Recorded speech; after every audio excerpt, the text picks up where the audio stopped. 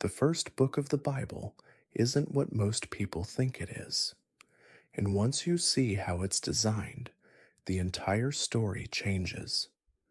Today, we're going to explore why this ancient book is far more intentional and far more powerful than it first appears. Most people think they know what this opening book is all about. They picture a few famous stories, maybe some talking animals, a big boat, and a really tall tower. But here's what's fascinating. When you actually step back and look at how this entire book is structured, you discover something completely different than what most people expect. This isn't just a collection of random ancient stories thrown together. Instead, what you're looking at is one of the most carefully designed pieces of literature in human history, and the way it's organized reveals a message that goes far deeper than any individual story within it. So let's talk about what makes this book so remarkable. The opening chapters don't just tell us what happened at the very beginning of everything. They set up a pattern that repeats throughout the entire narrative, and once you see this pattern, everything else starts to make sense. The story begins in a place of perfect harmony. Everything works exactly as it should. There's beauty, there's purpose, and there's this incredible sense that everything fits together perfectly. But then something shifts dramatically. We meet the first human beings, and they're given something extraordinary: the ability to make choices that actually matter. They're not just mindless creatures following instinct. They can think, create, and decide how they want to live in this world they've been placed in. But with this incredible gift comes an equally incredible responsibility. They face a decision that will determine not just their own fate, but the direction of all human history that follows. And this is where things get really interesting, because the choice they make reveals something fundamental about human nature itself. The decision they face isn't about following a bunch of complicated rules. It's much simpler and much more profound than that. It comes down to a basic question. Will they trust that the one who created everything knows what's best? Or will they decide they're better qualified to determine right and wrong for themselves? When they choose to go their own way, the consequences ripple outward in ways they never could have anticipated. What started as one moment of rebellion becomes a pattern that spreads through their family, their community, and eventually the entire human race.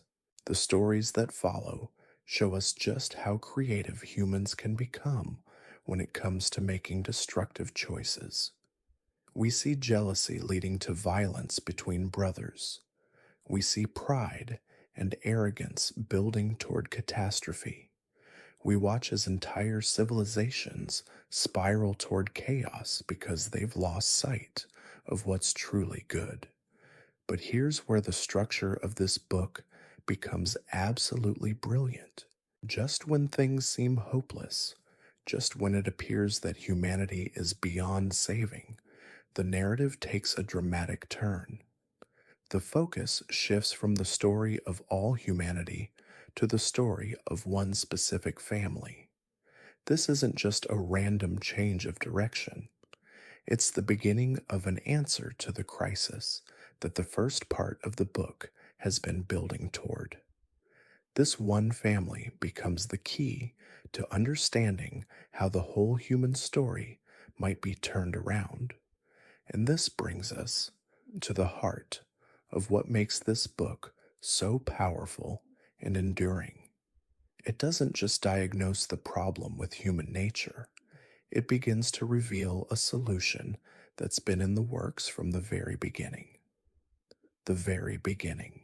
The family that emerges from this turning point isn't chosen because they're morally superior to everyone else. In fact, as their story unfolds, we discover they're just as flawed and complicated as any other family you might know.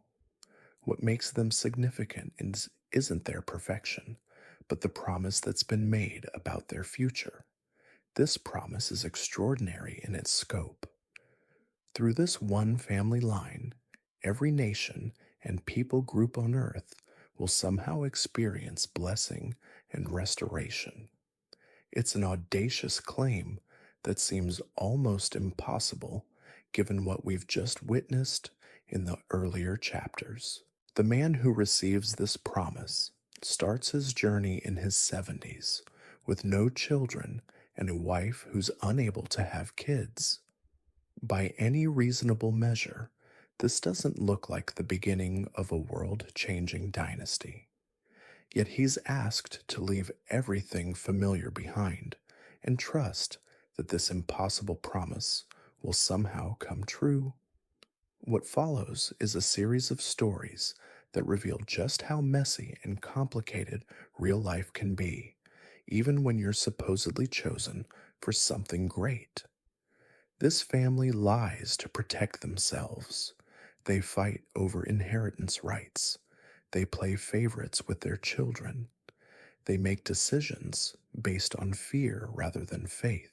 One generation passes the promise to the next, but each transition brings its own set of challenges and failures.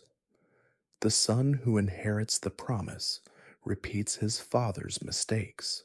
The grandson is a master manipulator who steals his brother's birthright through deception. By the time we reach the great grandsons, the family dysfunction has reached epic proportions. 10 brothers conspire to get rid of their younger sibling because their father clearly loves him more than the rest of them. They stage his death and sell him into slavery, then spend years lying to their father about what really happened. Yet somehow, through all this chaos and moral failure, the original promise keeps moving forward. The brother they betrayed ends up in a position of incredible power in a foreign land. When famine strikes and the family faces starvation, they find themselves completely dependent on the mercy of the very person they tried to destroy. This creates one of the most powerful moments in the entire narrative. The brother they wronged has every right to seek revenge. He has the power to let them starve or worse. Instead, he chooses forgiveness and uses his position to save not just his family, but countless others from disaster. In that moment of unexpected grace, we see a glimpse of how the original promise might actually work.